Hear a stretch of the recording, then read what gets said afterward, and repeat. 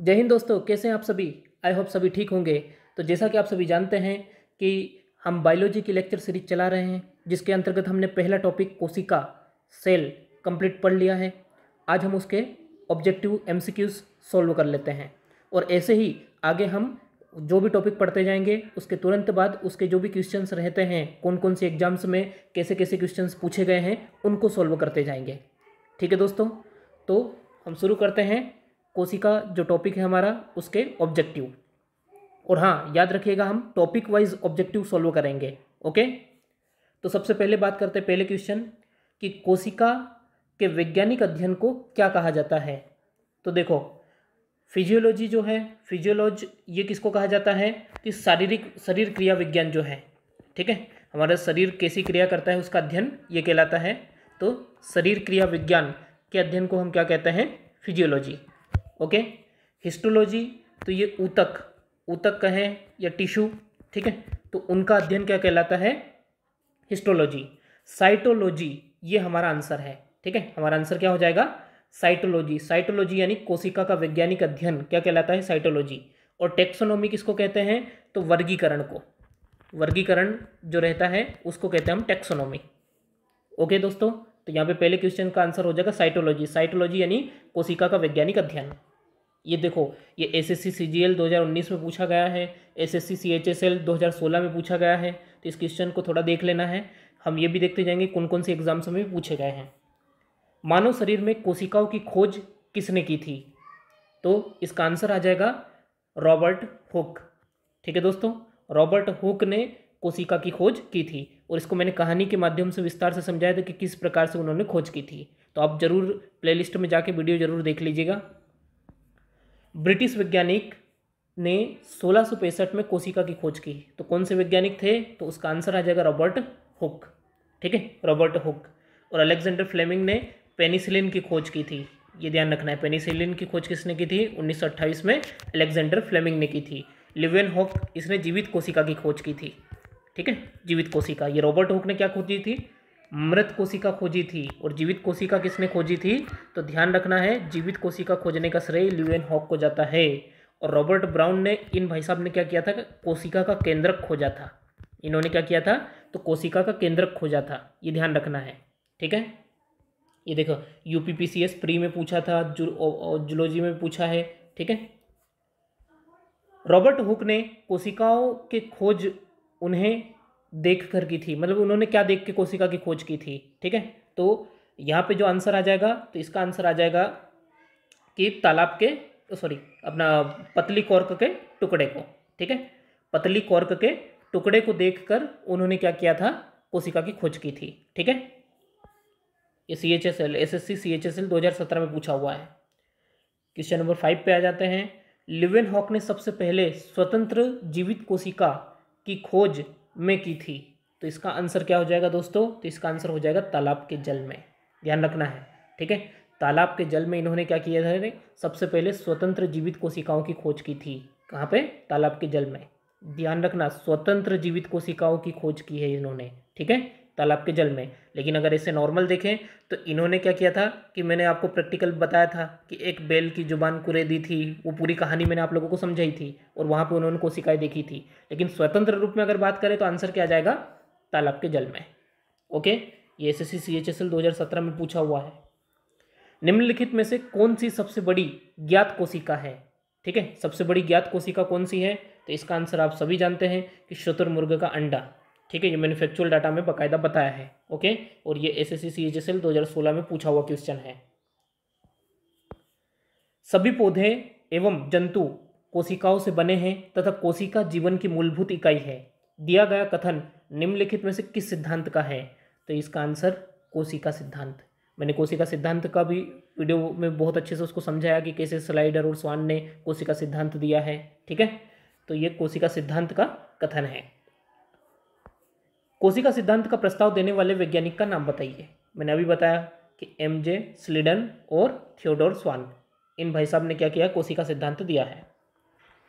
यह किसने प्रस्तुत किया था कि सभी पौधे एवं जंतु कोशिकाओं से बने हैं तथा कोशिका जीवन की मूलभूत इकाई है।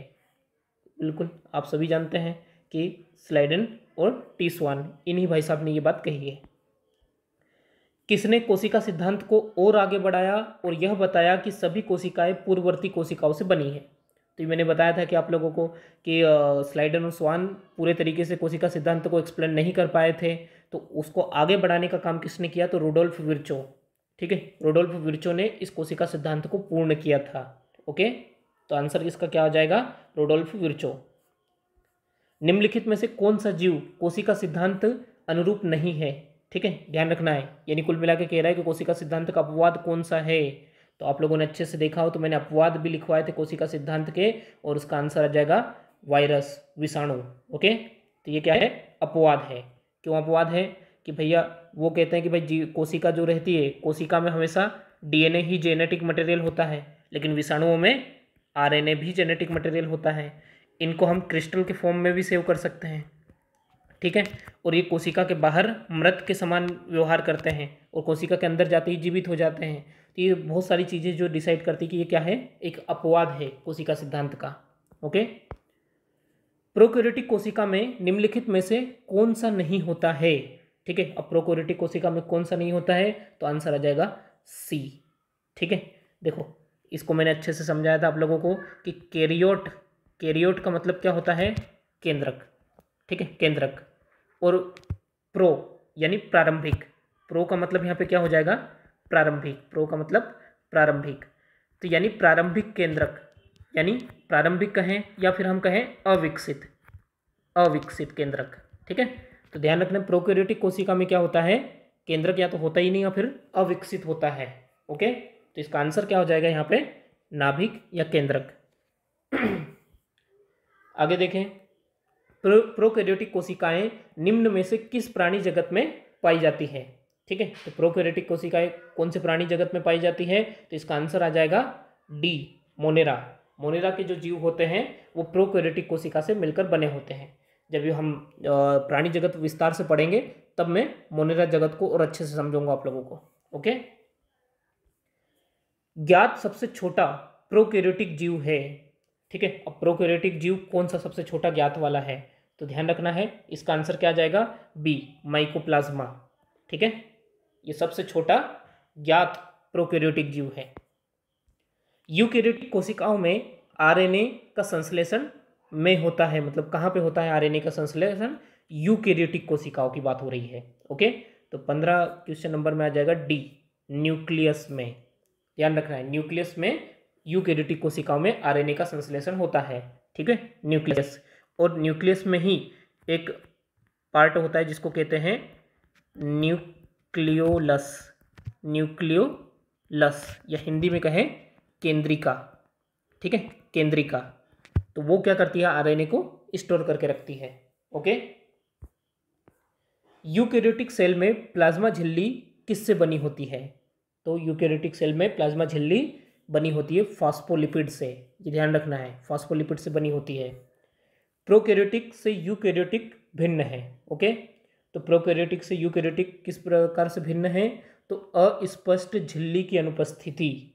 ठीक है, आंसर क्या आ जाएगा, अस्पष्ट झिल्ली की अनुपस्थिति। ओके, निम्नलिखित में से कौन सा यूकैरियोटिक कोशिका की विशेषता नहीं है। ठीक है, अब कौन सी यूकैरियोटिक कोशिका की विशेषता नहीं है, ठीक है, तो इसका आंसर क्या आ जाएगा, डी, पादप कोशिकाओं में क्लोरोप्लास्ट अनुपस्थित है। बल्कि ये गलत हो जाएगा क्योंकि पादप कोशिकाओं में क्लोरोप्लास्ट उपस्थित होता है। ओके, निम्नलिखित में से पादप कोशिकाओं का कौन सा भाग चयनात्मक पारगम्य होता है। ठीक है, चयनात्मक पारगम्य, ओके, सेलेक्टिव परमेबल।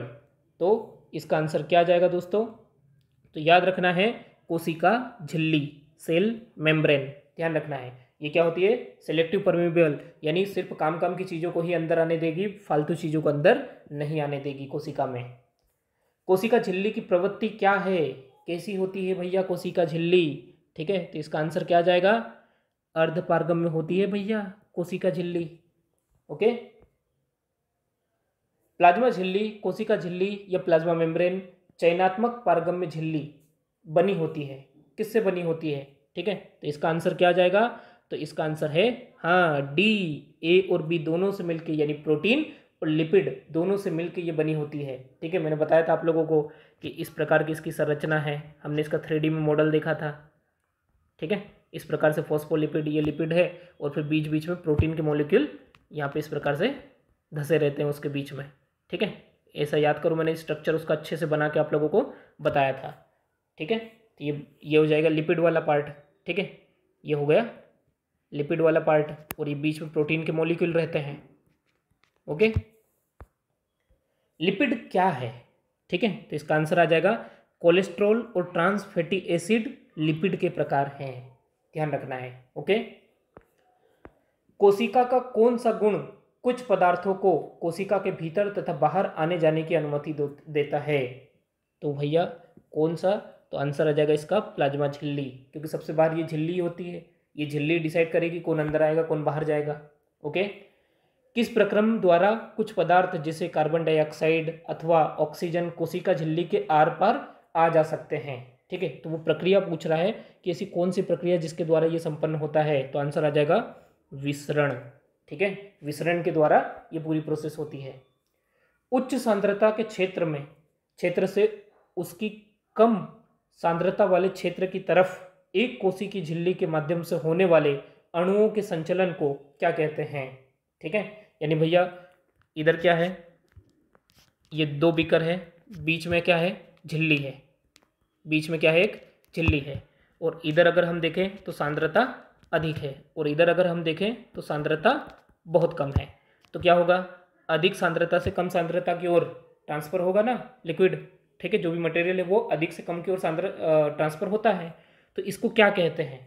ठीक, क्वेश्चन है इसको क्या कहते हैं, जो आंसर आ जाएगा सक्रिय आवागमन। सी इसका आंसर है। ठीक है, सक्रिय आवागमन। निम्न में से कौन सा लगभग प्रत्येक कोशिका में पाए जाने वाला गुण नहीं है? हर कोशिका में ये नहीं होता है, तो क्या नहीं होता है? कोशिका भित्ति, बाकी प्लाज्मा झिल्ली, केंद्रक, कोशिका द्रव्य, ये सभी कोशिकाओं में होता है, लेकिन कोशिका भित्ति ये सिर्फ और सिर्फ पादप कोशिका में होती है, ध्यान रखना है। पादप कोशिका, वनस्पति कोशिका, भित्ति, ठीक है, बात हो रही भित्ति की, मुख्यतः किससे बनी होती है? तो इसका आंसर आ जाएगा सेल्यूलोज, ध्यान रखना है, सेल्यूलोज से बनी होती है।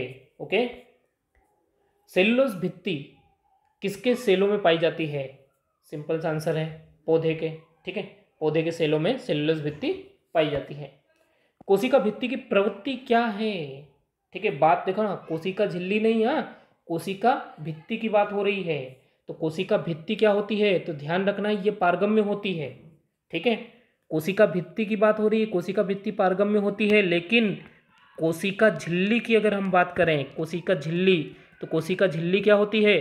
अर्ध पारगम्य होती है, लेकिन कोशिका भित्ति पारगम्य होती है, सबको आने देती है। ठीक है, सब बराबर, सरकारी माल। ठीक है, फिर बात करते हैं निम्नलिखित में से किसमें कोशिका भित्ति नहीं होती है? भैया थोड़ा टफ क्वेश्चन दे दिया रे इसने, किसमें नहीं होती है? तो आंसर क्या हो जाएगा?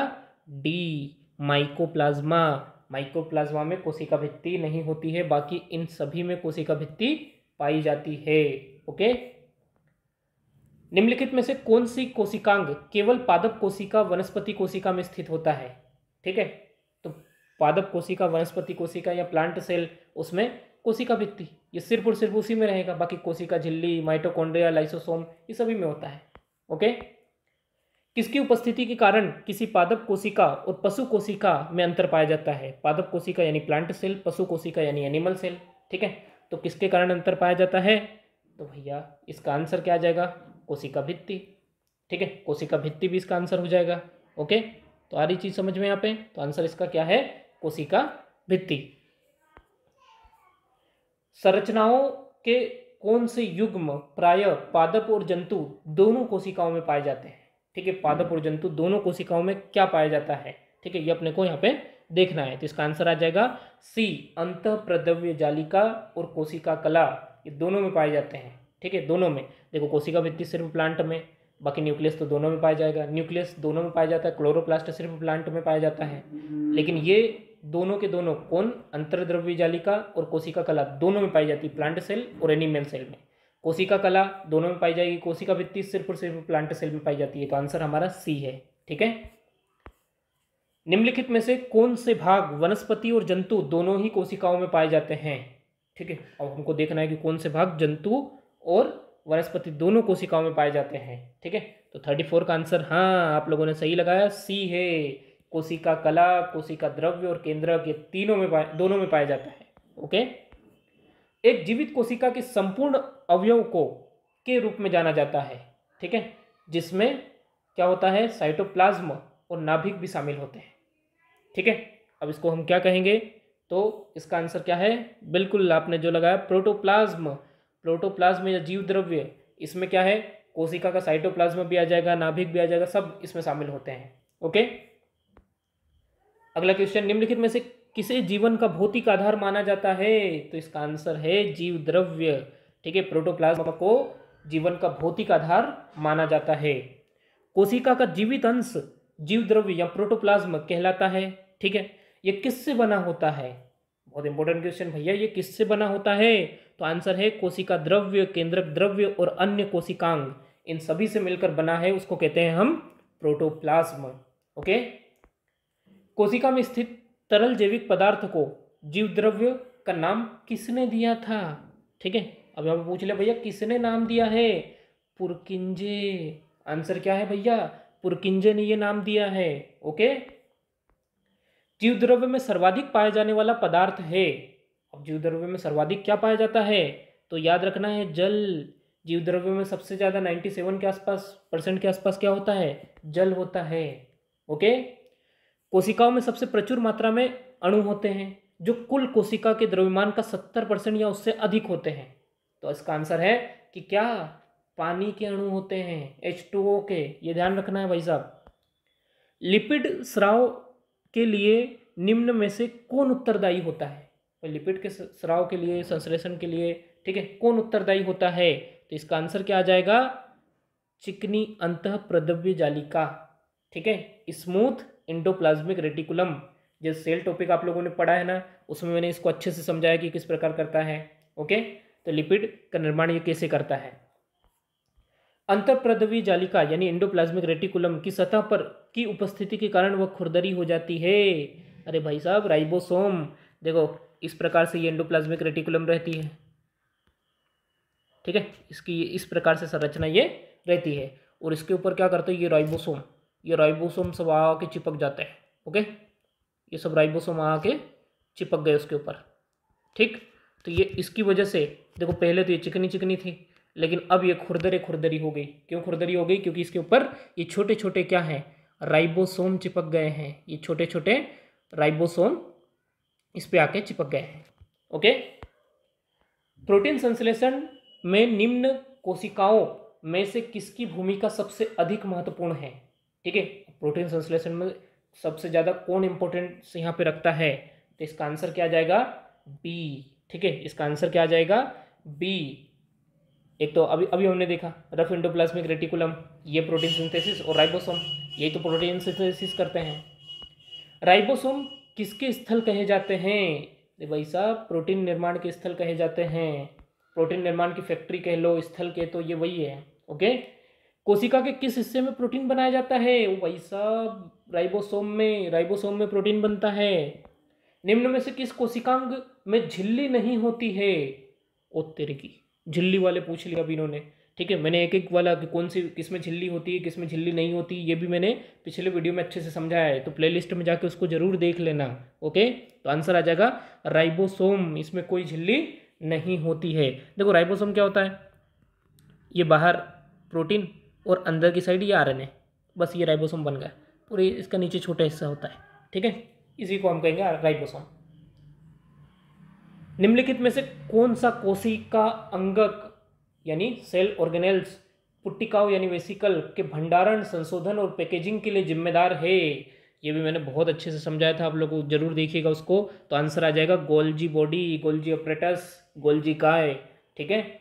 इसीलिए इसको क्या कहते हैं, इसको पोस्ट ऑफिस ऑफ सेल भी कहा जाता है। लाइसोसोम एवं पेरोक्सिसोम बनता है, भैया कहाँ बनता है ये, तो आंसर आ जाएगा गोल्जी बॉडी में, गोल्जी काय में बनता है ये, कौन, लाइसोसोम और पेरोक्सिसोम, ठीक है, ये ध्यान रखना है। लाइसोसोम वही है जो आत्महत्या की थैली, जिसमें बहुत सारे एंजाइम होते हैं। कोशिका में निम्न में से कौन सी पाचन थैली कहलाती है, अरे पाचन थैली लाइसोसोम को कहते हैं, ठीक है, ध्यान रखना है। किसको कहते हैं? लाइसोसोम। आत्महत्या की थैली, पाचन थैली, इसमें बहुत सारे एंजाइम होते हैं। ओके, जो क्या करते हैं? खाने को पचाने का काम करते हैं। ठीक है, फिर अगला क्वेश्चन, निम्न में से किस कोशिकांग को एटम बम भी कहा जाता है? ओ तेरी की, सोच लो आप अपनी कोशिका में एटम बम लेके घूम रहे हो और आप लोगों को पता ही नहीं है, और उसका आंसर है क्या? लाइसोसोम। ये क्या है? अपने आप में बहुत बड़ा एटम बम है। ठीक है, ये क्या करता है? जैसे मान लो कि ये अपनी कोशिका है, अब ये हमारा खाना आया, ठीक है, जो आपने खाना खाया ये कोशिका में अंदर पहुंचा, अंदर पहुंचते ही जो गोल्जी बॉडी रहेगी वो क्या करेगा? तो वो एंजाइम्स को इकट्ठा कर देगा। ठीक है, जो बहुत सारे एंजाइम्स हैं इनको यहाँ पे इकट्ठा कर दिया। ठीक है, और इसी को ऊपर एक लेयर चढ़ा देगा, इसको हम क्या कहेंगे? लाइसोसोम। इसको क्या कहेंगे हम? लाइसोसोम। अभी लाइसोसोम क्या करेगा कि ये जो फूड अंदर आया है इसको अपने अंदर समाहित कर लेगा, यानी ये फूड इसके अंदर चला जाएगा। अब ये जो एंजाइम है ये सारे के सारे एंजाइम इस पर टूट पड़ेंगे और इस खाने को क्या करेंगे? पचा देंगे। लेकिन कभी कभी क्या होता है, जब आप लोग लंबे समय तक खाना खाते नहीं हैं, खाना नहीं खाने के कारण कोशिका को खाना नहीं मिल पा रहा है, तो ये लाइसोसोम क्या करता है कि कोशिका में जो दूसरे काम की ऑर्गन है उनको क्या करता है? खाने लगता है, और लास्ट में ये लाइसोसोम फट जाती है। ये जैसे ये थैली फटी कि फटने के बाद में सारे एंजाइम कोशिका में फैल जाते हैं और पूरी कोशिका को वो नष्ट कर देते हैं। तो कोशिका के लिए क्या बन गई? ये एटम बम बन गए। तो ध्यान रखना है, लाइसोसोम को एटम बम भी कहते हैं, आत्महत्या की थैली भी कहते हैं। ओके, जो पूरी कोशिका का पाचन कर देता है ये। निम्नलिखित में से किस कोशिका अंग को कोशिका की आत्मघाती थैली, सुसाइड बेग, लयन काय या लाइसोसोम? ओके, ये ध्यान रखना है। लाइसोसोम का लक्षण किसकी अधिक संख्या में उपस्थिति के कारण दिखाई पड़ता है? ठीक है, तो अब यहाँ पे समझना कि क्या पूछ रहा है वो, कि लाइसोसोम का लक्षण किसकी अधिक संख्या में उपस्थिति के कारण दिखाई पड़ता है। मतलब क्या है ऐसा जिसके कारण लाइसोसोम के लक्षण दिखाई देते हैं? तो हाइड्रोलाइटिक एंजाइम होते हैं उसमें, ध्यान रखना है, बहुत खतरनाक एंजाइम होते हैं वो। कोशिकांगक यानी सेल ऑर्गेनेल्स किसी भी बाहरी पदार्थ तथा खराब कोशिकांगक को पचाकर कोशिका को साफ रखने में मदद करता है। अरे भाई साहब, ये लाइसोसोम ही सारे काम करता है, ये ध्यान रखना है। माइटोकॉन्ड्रिया पाया जाता है, कहाँ पाया जाता है माइटोकॉन्ड्रिया? बताओ भाई, सभी कोशिकाओं में पाया जाएगा कि प्रोकैरियोटिक कोशिकाओं में पाया जाएगा कि यूकैरियोटिक कोशिकाओं में पाया जाएगा? ठीक है, अब आप लोग बताओ कि इसका आंसर क्या आ जाएगा? हाँ, आप लोग जो बता रहे वही आंसर है, इसका आंसर है बी, सभी यूकैरियोटिक कोशिकाओं में। ठीक है, ध्यान रखना है, माइटोकॉन्ड्रिया सभी यूकैरियोटिक कोशिकाओं में पाया जाता है। माइटोकॉन्ड्रिया शब्द किसने बनाया? और तेरी की शब्द पूछ लिया इसने, शब्द किसने बनाया है? तो कार्ल बेंडा। ये बेंडा भाई साहब जो है, इस बेंडा ने माइटोकॉन्ड्रिया शब्द दे दिया है।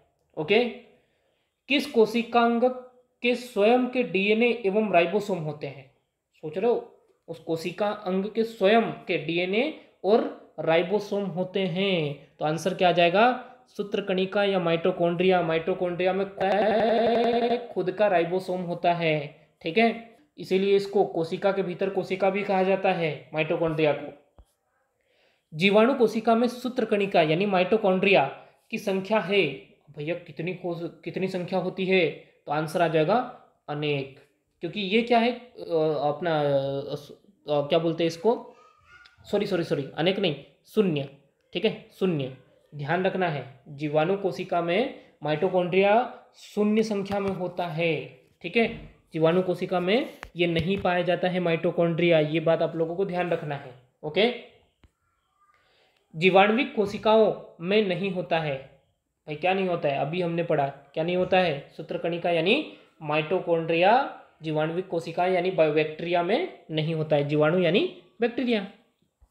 अच्छा, क्यों नहीं होता है भाई? ये भी क्वेश्चन है ना, क्यों, आखिर ये क्यों नहीं होता है? ये आप लोगों को कमेंट बॉक्स में बताना है, नहीं तो पूछना है, इसका आंसर मैं कमेंट बॉक्स में ही दूंगा। ओके, तो जिससे पता चलता है कौन कौन से बच्चे सीरियस होकर इस वीडियो लेक्चर को देख रहे हैं। कोशिकाओं में चयापचय की क्रिया कहाँ होती है? पूछ रहा है भैया, कोशिकाओं में चयापचय यानी यहाँ पे बात की रही, चयापचय यानी क्या होता है? मेटाबॉलिज्म, इंग्लिश में क्या कहेंगे हम? मेटाबॉलिज्म। तो इसका आंसर क्या आ जाएगा? माइटोकॉन्ड्रिया।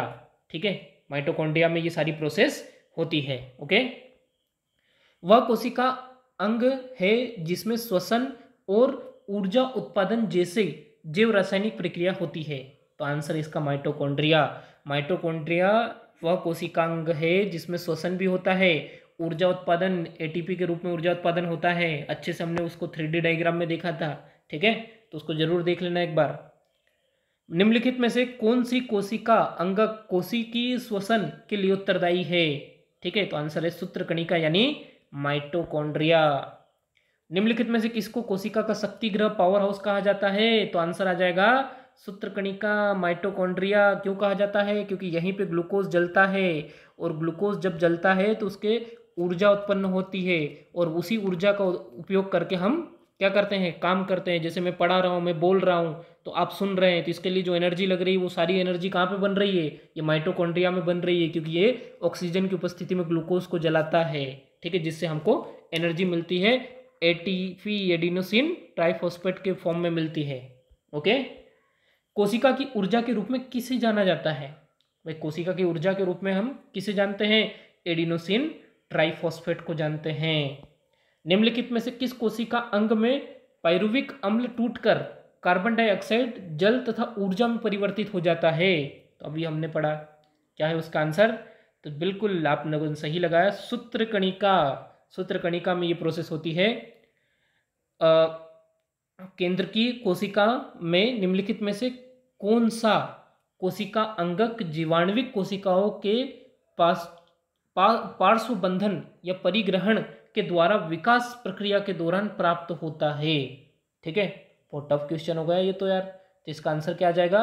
D, mitochondria. इसका आंसर क्या आ जाएगा? माइटोकॉन्ड्रिया। निम्न में से किस कोशिका द्रव्य कोशिकांग को यूकैरियोटिक कोशिकाओं के भीतर प्रोकैरियोटिक कोशिकाएं माना जाता है? क्वेश्चन सुन रहे हो? निम्नलिखित में से कौन से कोशिका द्रव्य कोशिकांग को यूकैरियोटिक कोशिकाओं के भीतर प्रोकैरियोटिक कोशिका माना जाता है? तो आंसर क्या आ जाएगा इसका? तो इसका आंसर ए है, माइटोकॉन्ड्रिया, क्योंकि इसके अंदर डीएनए है, ठीक है, इसके अंदर राइबोसोम है, लेकिन डीएनए विकसित अवस्था में नहीं होता है। जैसे आप लोगों ने देखा होगा माइटोकॉन्ड्रिया का डायग्राम कुछ इस प्रकार से इसका डायग्राम होता है, ठीक है, इस प्रकार से इसमें क्रिस्टी निकले रहते हैं। ये अच्छे से हमने डायग्राम वगैरह वगैरह सब चीज़ें समझी थी, ठीक है। तो जिन लोगों ने नहीं देखा, मैं जल्दबाजी में थोड़े डायग्राम बना देता हूँ, ओके। तो और यहाँ पे क्या है, ये ऐसे राइबोसोम बिखरे रहते हैं और कहीं पे बीच में ऐसे डीएनए बिखरा रहता है, ठीक है। तो ये क्या है? प्रोकैरियोटिक, क्योंकि इसमें केंद्रक विकसित नहीं है। इस केंद्रक में मतलब बाहर की ओर ऐसी लेयर नहीं होती है, केंद्रिका नहीं होती है, तो ऐसा कोई विशेष चीज़ नहीं होती है, ठीक है, बस ऐसे ही बिखरा रहता है ये डीएनए। तो इसलिए ये प्रोकैरियोटिक कोशिका होगी माइटोकॉन्ड्रिया, ठीक है। तो आंसर क्या हो जाएगा? माइटोकॉन्ड्रिया। निम्नलिखित में से कौन सी कोशिका अंगक वनस्पति तथा पशु कोशिका दोनों में उपस्थित होती है? भैया पूछ रहा है कि कौन सी कोशिका अंगक दोनों में उपस्थित है, वनस्पति और अपना जंतु कोशिका में? तो आंसर है सूत्रकणिका। माइटोकॉन्ड्रिया दोनों में होता है, क्योंकि दोनों में तो ऊर्जा की जरूरत है ना। निम्नलिखित में से कौन सी कोशिकांग केवल पादप कोशिकाओं में स्थित होता है? तो कौन सा कोशिकांग है जो सिर्फ और सिर्फ पादप कोशिकाओं में पाया जाता है? आंसर है प्लास्टिड। ध्यान रखना है, प्लास्टिड सिर्फ और सिर्फ पादप कोशिकाओं में पाया जाता है। प्रकाश संश्लेषण वनस्पति कोशिकाओं में स्थित में होता है, किसमें होता है? अरे क्लोरोप्लास्ट में होता है रे भाई साहब। कौन सी कोशिकाएं पौधे के विभिन्न अंगों को जन्म देती है और पौधे को बढ़ने में मदद करती है? ठीक है, पूछ रहा है भैया कौन सी ऐसी कोशिकाएं, तो इसका आंसर क्या हो जाएगा? मेरिस्टेमेटिक कोशिकाएं, ओके। निम्नलिखित में से कोशिका का नियंत्रण केंद्र कौन है? अरे भाई साहब, कोशिका का दिमाग या नियंत्रण केंद्र केंद्रक को कहा जाता है, ये ध्यान रखना है, ठीक है। एक कोशिका के केंद्रक में कौन सा द्रव्य होता है? भैया कौन सा द्रव्य होता है रे? अरे आंसर है न्यूक्लियोप्लाज्म, केंद्रक द्रव्य, ओके, न्यूक्लियोप्लाज्म। निम्नलिखित में से किसको किसी कोशिका में अचल संपत्ति माना जाता है? यानी वो अचल संपत्ति है, ठीक है। अब ये क्या है? तो आंसर आ जाएगा न्यूक्लिक अम्ल, ठीक है। न्यूक्लिक अम्ल ये अचल संपत्ति फिक्स है, ओके। निम्नलिखित में से न्यूक्लिक अम्ल हेतु एकलक कौन है? न्यूक्लिक अम्ल का एकलक पूछ लिया है, तो इसका आंसर क्या आ जाएगा? न्यूक्लियोटाइड। ध्यान रखना है, न्यूक्लियोटाइड। डीएनए का पूर्ण रूप है, ठीक है, डीएनए का पूर्ण रूप क्या है? डीऑक्सीराइबोन्यूक्लिक एसिड, ठीक है, डीऑक्सीराइबोन्यूक्लिक एसिड, ये ध्यान रखना, डी आएगा, डीऑक्सीराइबोन्यूक्लिक एसिड, ओके। ये ध्यान रखना है, इसका यही आंसर है। डीएनए की द्विसूत्री द्विकुंडलिनी यानी डबल हेलिक्स, इंग्लिश में कहे तो डबल हेलिक्स का पता किसने लगाया था? हाँ सही पढ़ा है आप लोगों ने, वाटसन और क्रिक। ठीक है। डीएनए कोशिका में मुख्य रूप से संग्रहित होता है। कहाँ पे कोशिका में संग्रहित होता है? तो आंसर क्या आ जाएगा? नाभिक, केंद्रक या न्यूक्लियस में। निम्नलिखित में से न्यूक्लियस के अलावा किस कोशिका अंगक में डीएनए होता है? तो आंसर है माइटोकॉन्ड्रिया। अच्छे से पढ़ा था अभी हमने। ठीक है। न्यूक्लियस के बाहर डीएनए कहाँ मिलता है? अरे भाई साहब अभी तो देखा, माइटोकॉन्ड्रिया में मिलता है यार। डीएनए परीक्षण विकसित किया गया था। हाँ बिल्कुल विकसित किया गया था, पर पूछ रहा किसने विकसित किया है? तो आंसर है एलेक्स जेफरी। डीएनए परीक्षण यानी डीएनए फिंगरप्रिंटिंग, तो डीएनए फिंगरप्रिंटिंग के जनक कौन है? Alex Jeffrey. ओके। डीएनए किस पर हाइपरक्रोमोसिटी दर्शाता है? भैया हाइपरक्रोमोसिटी किस पर दर्शाता है? तो आंसर आ जाएगा हीटिंग पर ये हाइपरक्रोमोसिटी दर्शाता है। डीएनए में पाई जाने वाली शर्करा कौन सी है? तो भाई साहब डीएनए में कौन सी? हेप्टुलोस। ध्यान रखना है कौन सी है? हेप्टुलोस शर्करा पाई जाती है। डीएनए में थायमिन द्विभाजी संरचना किसके कारण होती है? ठीक है। अब डीएनए में पूछ रहा है कि थायमिडाइन, ठीक है, थायमिडाइन, तो थायमिडाइन द्विभाजी संरचना किसके कारण होती है? तो आंसर आ जाएगा यूवी किरणों के कारण। ठीक है, ध्यान रखना है, यूवी किरणों के कारण ये द्विभाजी संरचना पाई जाती है। जीव कोशिकाओं में अनुवांशिक लक्षणों के नियंत्रण में निम्नलिखित में से कौन सा उत्तरदायी है? अनुवांशिक लक्षणों के लिए तो कौन सा उत्तरदायी होगा? हाँ सही आंसर है आप लोगों का। अरे भाई डीएनए तो अनुवांशिक लक्षण निर्धारित करते हैं। जैसे होता क्या है हमारे शरीर में, मनुष्य के शरीर में कुल कितने 23 जोड़ी, ठीक है, 23 जोड़ी क्रोमोसोम होते हैं। ठीक है, क्रोमोसोम यानी इस प्रकार के गुणसूत्र जिनको कहते हैं ये क्रोमोसोम। इस क्रोमोसोम को अगर सूक्ष्म तरीके से देखें तो इस क्रोमोसोम में है क्या? इस प्रकार की संरचनाएं मिलेगी। ये इसका जो धागा है इसको अगर हम बारीकी से बड़ा करके देखें तो इस प्रकार क्या है कि ऐसे ही डीएनए बिखरा पड़ा मिलेगा, ये डीएनए है। ठीक है, तो ये जो डीएनए है तो क्रोमोसोम कितने 23 जोड़ी, इन 23 जोड़ी में ये सब कुछ, ये पूरे क्रोमोसोम किससे बने होते हैं? तो ध्यान रखना है डीएनए से बने होते हैं। ये 23 की 23 जोड़ी किससे बनी होती है? जैसे हम अगर एक दीवार की बात करें तो एक दीवार किससे मिलकर बनी है? ईंटों से। भाई ईंटों से ही तो दीवार बनती है ना, तो ऐसे कैसे ये गुणसूत्र किससे मिलकर बने हैं? डीएनए से। यानी इसको हम तोड़ते जाएंगे तो डीएनए ही लास्ट में हमको मिलेगा। तो कुल 23 जोड़ी क्रोमोसोम होते हैं। उन 23 जोड़ी में से जो 22 जोड़ी है, 22 जोड़ी हमारे शरीर का सारा हिस्सा डिसाइड करते हैं कि हमारे सिर के बाल जो रहेंगे वो बाल कैसे होंगे। ठीक है, हमारी आँख जो रहेगी उसका कलर क्या रहेगा, हमारी त्वचा का कलर क्या रहेगा, सारी चीज़ें, एक एक चीज़, हमारी हाइट कितनी होगी, सब कुछ ये 22 डिसाइड करेंगे। लेकिन 23वीं जोड़ी जो रहती है वो डिसाइड करती है हमारा सेक्स, कि हम मेल रहेंगे या फीमेल। अगर 23वीं जोड़ी एक्स वाई है तो हम क्या रहेंगे? मेल। और अगर 23वीं जोड़ी एक्स एक्स है तो हम क्या रहेंगे? फीमेल। चीज आ रही समझ में? तो ऐसे ही 22 जोड़ी से बाकी को सब कुछ, पूरी बॉडी पार्ट 22 जोड़ी डिसाइड करते हैं और 23वीं जोड़ी डिसाइड करती है सेक्स को कि हम मेल रहेंगे या फिर फीमेल रहेंगे। ओके, और ये आनुवांशिक लक्षण जो भी निर्धारित करता है वो कौन करता है? डीएनए। ओके, डीएनए में 20,000 बेस जोड़े होते हैं। इसमें कितने न्यूक्लियोटाइड उपस्थित होते हैं? भाई साहब न्यूक्लियोटाइड की संख्या पूछ ली इसने। ठीक है, तो आंसर क्या आ जाएगा? 40,000 न्यूक्लियोटाइड उपस्थित होते हैं। डीएनए में कितने? 20,000 बेस जोड़े होते हैं जिनमें न्यूक्लियोटाइड कितने होंगे? 40,000। ओके, निम्न में से कौन डीएनए रहित होने पर भी द्विगुणन करता है? मतलब डीएनए है ही नहीं उसमें, फिर भी वो क्या कर रहा है? द्विगुणन कर रहा है। तो आंसर है सेंट्रियोल। सेंट्रियोल एकमात्र चीज है जो क्या करता है? द्विगुणन करता है, लेकिन उसमें डीएनए नहीं होता है। ओके, और ये सिर्फ और सिर्फ कब? सेल डिवीजन, कोशिका विभाजन के समय ही दिखाई देता है। ठीक है, कोशिका विभाजन के समय ही ये सिर्फ दिखाई देता है। ओके, एचआईवी द्वारा उत्पन्न एंजाइम है जो पोषी कोशिकाओं के डीएनए के भीतर एचआईवी के डीएनए को संगठित करता है। ठीक है, ये पूछ रहा भाई साहब ये क्या है? तो इसका आंसर क्या आ जाएगा? सी, इंटीग्रेज। ध्यान रखना है, जीन है। जीन क्या है? ठीक है, ये भूत प्रेत वाला जीन नहीं है रे, ये डीएनए का एक भाग है। ठीक है, ध्यान रखना है, डीएनए के एक भाग को हम क्या कहेंगे? जीन कहेंगे। ओके, जीन बने होते हैं। अरे भाई साहब जीन किसके बने होते हैं? तो जीन का आंसर आ जाएगा पॉलीन्यूक्लियोटाइड के बने होते हैं, ध्यान रखना है। ओके, आरएनए एक बहुलक अणु है, इसका पूर्ण रूप क्या है? तो आरएनए एक बहुलक अणु है, इसका पूर्ण रूप क्या है? Ribonucleic acid. ओके, फिर आरएनए का प्राथमिक कार्य होता है, अब आरएनए का प्राथमिक कार्य क्या होता है? तो आंसर क्या हो जाएगा? प्रोटीन संश्लेषण। ध्यान रखना है, आरएनए क्या करता है? प्रोटीन संश्लेषण में हेल्प करता है।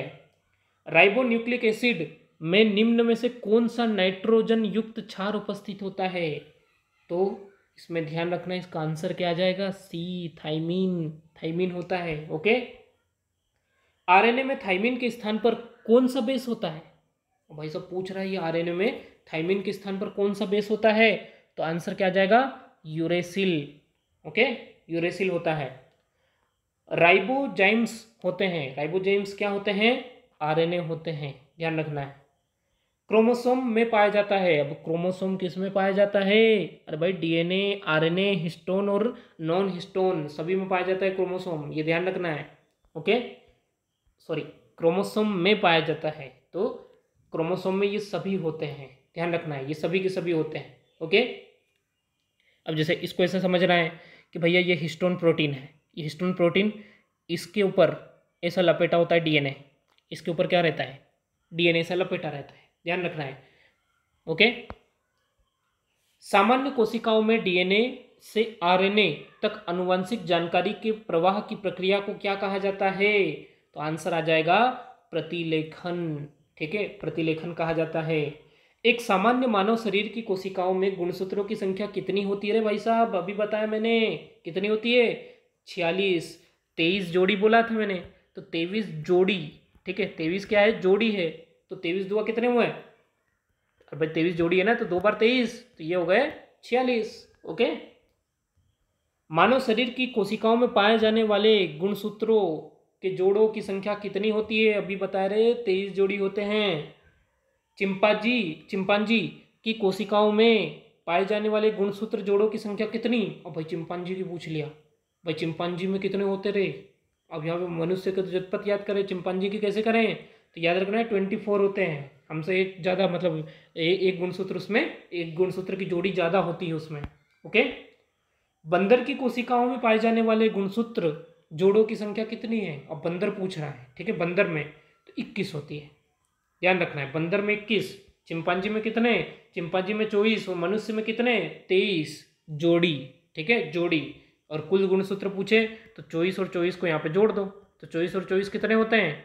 48। यानी चिंपांजी में कुल कितने गुणसूत्र हैं? 48 गुणसूत्र हैं, लेकिन जोड़ी पूछे तो 24। ये जरूर ध्यान रखना, क्योंकि यहाँ पर अगर कभी गलती से 48 भी ऑप्शन में रहा तो बहुत सारे लोग क्या करेंगे? 24 को छोड़ देंगे, जोड़ी में भी लगा देंगे कि 48 जोड़ी होते हैं, तो ऐसी बेवकूफ़ी मत करना रहे। ठीक है, तो इस टाइप से हमने 100 महत्वपूर्ण जो विभिन्न एग्जाम्स में पूछे गए हैं सेल टॉपिक के क्वेश्चंस, उनको कवर कर लिया है। ओके, अब देखो, हमें अगर प्लेलिस्ट में जाकर आप देखोगे तो हमने डीएनए और आरएनए नहीं पढ़ा है। ठीक है, तो मैं उसका अलग से एक छोटा सा वीडियो बना दूंगा, तो उसमें डीएनए और आरएनए और जो क्या है उनसे रिलेटेड सारी चीज़ें आप लोगों को क्लियर कर दूंगा। ठीक है, तो इस वीडियो को लाइक शेयर सब्सक्राइब जरूर करिएगा। तो मिलते हैं हम नेक्स्ट वीडियो में, और हम बायोलॉजी की लेक्चर सीरीज को इसी टाइप से बहुत अच्छे से आगे बढ़ाते रहेंगे और हर टॉपिक के बाद में उसके ऑब्जेक्टिव लगाते रहेंगे। ठीक है दोस्तों, तो जुड़े रहिएगा। धन्यवाद।